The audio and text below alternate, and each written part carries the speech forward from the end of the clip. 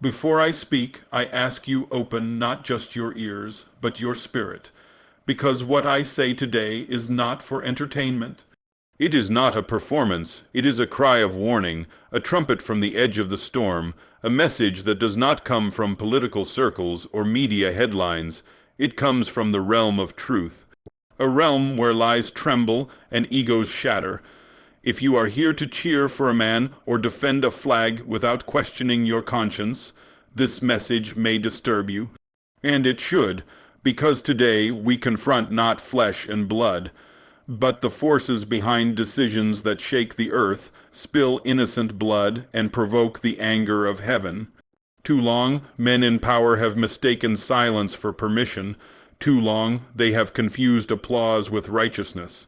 They ride on jets fueled by pride, they speak with tongues dipped in deception, and they point fingers as if they sit beside God himself. But let me be clear, God is not mocked, and when his patience runs dry, no army, no money, no media can shield a man from what comes next. You must listen to this message not with the comfort of neutrality, but with the urgency of one who knows that history is being written right now, that destinies are being sealed not just in war rooms, but in the courts of heaven. When a leader begins to provoke a war not for peace, but for power, he does not just offend a nation, he challenges the judgment of God. So I will speak plainly, I will speak with fire, and I will speak until every soul understands that what is coming is not just politics, it is prophecy. Stay with me till the end, because by the time I am finished, you will not just hear my words. You will feel the weight of truth pressing on your chest. Power, when granted by God, carries a responsibility far greater than the admiration it brings. It is not a tool for domination. It is not a weapon for pride. It is a sacred trust, but when a man rises to power and forgets who allowed him to rise, he begins walking on ground that is no longer protected by mercy. Power without divine permission is not leadership. It is rebellion, and rebellion, when clothed in authority, becomes the fastest road to judgment. We are living in a world where leaders speak as if they are gods. They make decisions that can set entire regions on fire, and they do it with a smile, with a press conference, with a carefully rehearsed sentence to justify destruction. But behind every order to attack, behind every plan to provoke conflict, there is a weight that heaven measures. There is a line that, once crossed, does not bring applause. It brings consequences. When Trump speaks of Iran, he does not speak as a servant of peace. He speaks like a man who believes he can do whatever he wants without listening to anyone, not even God. But that is where his delusion begins, because every leader who acts as if they are above heaven always learns too late that they were standing on borrowed time. Let me ask you, what good is military strength if it offends the one who holds the breath of every soldier? What use is strategy if it provokes the one who sees the end before the beginning? When a man chooses violence not because it's the last resort, but because it satisfies his image of control, he is not commanding, he is offending. And there is no greater offense than ignoring the voice of the Almighty while standing in the seat of power he allowed. Many think this is just politics. Many will say, this is just another strong leader making bold moves. But you must look deeper. This is not about politics. This is about a spiritual war disguised as diplomacy. It's about a heart that chooses ego over obedience and ambition over accountability. And whenever that happens, judgment is no longer a possibility. It becomes a certainty. This warning is not given because of Iran's perfection. No nation is without fault, but what angers God is not the flaws of nations. It is the arrogance of leaders who move in pride, believing they can reshape the world while ignoring his voice. That is where judgment is born, that is where mercy is withdrawn, because God will not bless what he did not command. He will not protect what was built to provoke, and he will not cover with grace what was initiated by greed. Look at history. Pharaoh believed his power could not be challenged until the waters swallowed his army. Nebuchadnezzar thought his kingdom was eternal, until he was crawling like an animal, stripped of everything. Empires that mocked divine warnings were not conquered by enemies first. They were conquered by their own arrogance. And that same spirit is being repeated today, the same pride, the same defiance, the same belief that a man can strike and God will remain silent. But hear me well, God is not silent. His silence is not absence. It is patience. But when that patience ends, the world feels the result. If Trump continues this path, it will not be Iran that pays the highest price. It will be his legacy, his name, and the very nation he claims to protect. Because when a man refuses to listen, God doesn't always argue sometimes, he just acts. And when he acts, the world remembers. Not because of the power of man, but because of the power of God that cannot be ignored. There are forces that nuclear warheads cannot stop. There are judgments that walls and weapons cannot escape. And when heaven speaks, no earthly title can silence it. That is why I say again, power without divine permission is rebellion, and rebellion has never gone unpunished. It may begin with applause, but it always ends with regret. So let every leader take heed. Let every man in high office remember, if your throne is not built on obedience, then it's already sinking. And no amount of flags, chants, or followers will save you when heaven decides it's time to settle the account. Let us not be deceived by pride wrapped in politics. Let us not clap for destruction disguised as strength. Because when God gives a warning, it is not to intimidate. It is to offer one final chance before the storm arrives. The time to listen is now. Every nation, no matter how great its army or how loud its voice, has a limit. That limit it is not set by politics, borders, or treaties. It is set by the eyes of heaven. There is a point where pride becomes unbearable to God. A moment when aggression no longer looks like strength, but like rebellion against divine order. And when that point is reached, history doesn't just turn a page, it explodes. Because God will not allow injustice, arrogance, and bloodshed to continue without a reckoning, men in power often forget that their nations are not eternal. Empires believed they would last forever. They had gold, weapons, followers, monuments. But they crumbled not because they were attacked from outside, but because they crossed the invisible line where God says, enough. That moment comes when power is no longer used to protect, but to provoke.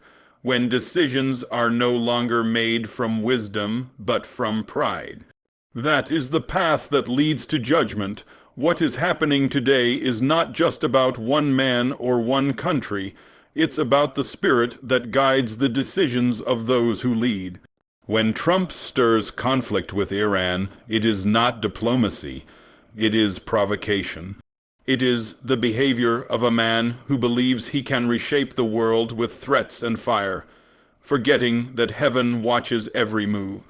And every move carries a price, not in dollars, but in consequences. You cannot violate the balance of the earth and expect the heavens to stay silent. You cannot order airstrikes like signing business deals and expect peace to follow. God has placed limits on power for a reason. He has drawn lines in the spirit that no leader is allowed to cross, not with impunity. Every time a nation chooses violence over humility, it comes closer to that divine line. And history has proven again and again, when the limit is crossed, destruction follows. Iran is not without fault, but they are not the ones playing the aggressor in this moment. They are not the ones taunting fire from the sky. This isn't about who is right politically. It is about who is standing on the edge of God's patience. And I will tell you clearly, it is the one who believes he can act without consequence, the one who speaks of judgment while ignoring his own reflection. That is the man who is closest to falling. Let me take you back. Babylon had wealth and wisdom. Egypt had chariots and gods of stone. Rome had order and force, but every one of them crossed the line. Every one believed they were invincible until they weren't. Until the weight of their sins caught up with them, until the blood of the innocent reached the ears of God. And then all their plans, their palaces, their pride turned to dust. America must remember that even superpowers have limits. You may influence the markets, the media, and the minds of millions, but you cannot influence God. You cannot bully heaven. When a leader believes he can silence nations by threats, he will soon learn he cannot silence God with missiles. The judgment of God is not delayed because it is weak. It is delayed because God gives time for repentance. But that window does not stay open forever. This message is not only a warning. It is a chance for humility, a chance to retreat from the edge, because one more step in arrogance could be the one that tips the scale. One more act of violence could invite something that no military strategy can stop, and it won't come from Iran. It won't come from another country. It will come from the throne above all thrones, the place where no lies can live, no excuses can stand, and no name can hide. We must stop pretending that God's justice is only for the poor and the weak. His justice is for everyone. And his judgment starts at the top. So when a leader reaches out his hand to strike another nation, he must ask himself, has God given me the right to do this? Or am I about to cross the same line that brought down empires before me? Let every nation remember God's silence is not approval. His delay is not permission, it is mercy, but mercy, when ignored, becomes a witness against you, and when it testifies, even the proud will fall to their knees. So do not think the earth is patient forever. Do not think the heavens sleep, while the innocent die in silence.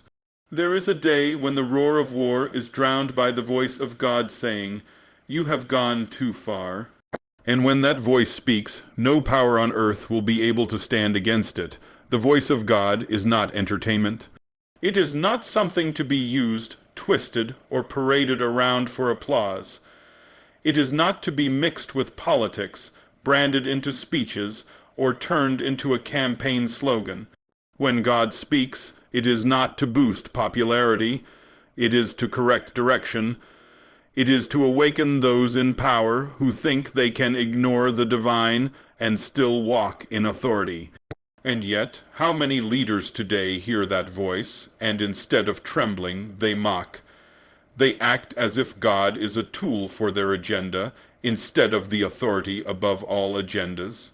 This is where the danger truly begins, not in the strike of missiles, not in the deployment of troops, but in the moment a leader believes he no longer needs to listen. When he silences prophets but surrounds himself with applause, when he ignores warnings but entertains flattery, he doesn't rise, he falls, even if the world hasn't seen it yet. Because a man who mocks the voice of God is already under judgment, not because God hates him, but because he refuses correction.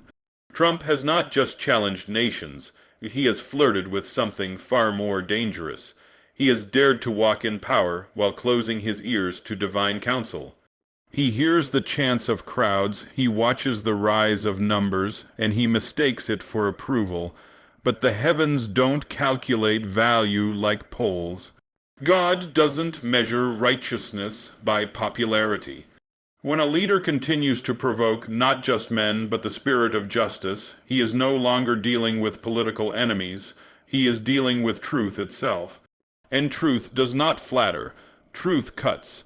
In every generation there have been messengers sent to speak truth to power. Some were mocked, some were imprisoned, some were even killed, but history remembers something strange: the messengers were always right. And those who laughed at them, their kingdoms didn't last. Their names became warnings. Their power crumbled. Because God does not allow his voice to be mocked forever, the prophets who speak today are not looking for approval. They are not running for office. They are not trying to make a name. They are carrying fire, fire that exposes. Fire that purifies, fire that judges, and when that fire is ignored, it becomes wrath, not because God wanted destruction, but because those in power refused correction. When Trump brushes off warnings about provoking Iran, when he refuses the Council of Peace, when he chooses threats over repentance, he is not just resisting advice, he is resisting a higher voice. And that resistance is not strength, it is rebellion. There is nothing powerful about ignoring truth. There is nothing noble about silencing conscience. The voice of God is not a background noise. It is the compass. Lose it and you are lost, even if the world still follows you. People think judgment begins with war, but it doesn't. It begins with deafness. When leaders no longer hear, no longer care to hear, and surround themselves with voices that only echo their pride, that is when nations stumble. That is when the heavens begin to shift, because God gives a nation leaders after its heart, and when the heart grows proud, so does its leadership. And if that pride continues, even the mercy that once covered them begins to lift. You must understand this warning is not about a single decision. It's about a pattern of ignoring truth, a pattern of mocking prophecy, a pattern of hardening the heart. And once that pattern sets in, it is only a matter of time before the weight of heaven breaks the pride of men. Not with a whisper, but with a reckoning. The voice of God is not comfortable. It does not agree with your agenda. It does not submit to your title, and it cannot be manipulated. You can silence the critics. You can fire the advisers. You can twist the laws, but you cannot mute the thunder of truth when it decides to speak. And when God speaks, he doesn't need a microphone. The world feels it, the winds carry it, the ground trembles under it, and those who once thought they ruled suddenly realize they were just tenants on borrowed land. So let no leader think they are untouchable. Let no man believe his voice is louder than heaven's, because when the voice of God comes, it does not compete, it dominates. And when it judges, it does not ask for permission. If Trump continues to push this path of provocation, of hardened ears and blind pride, he will soon realize that the voice he mocked was the only voice that could have saved him. And when that realization comes, it will be too late for defense, too late for strategy, and too late for retreat. There is a strength many leaders forget exists, the strength of restraint. The wisdom to hold back when you have the power to strike. The courage to seek peace when war would win you applause. But restraint is not weakness. It is not fear. It is the mark of a leader who understands the weight of his actions, the man who knows the fire he can unleash but chooses not to.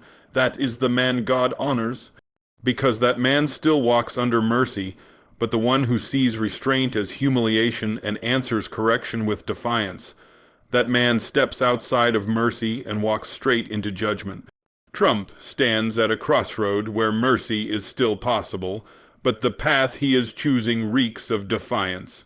It is not the stance of a wise warrior, but the recklessness of one who confuses chaos with power.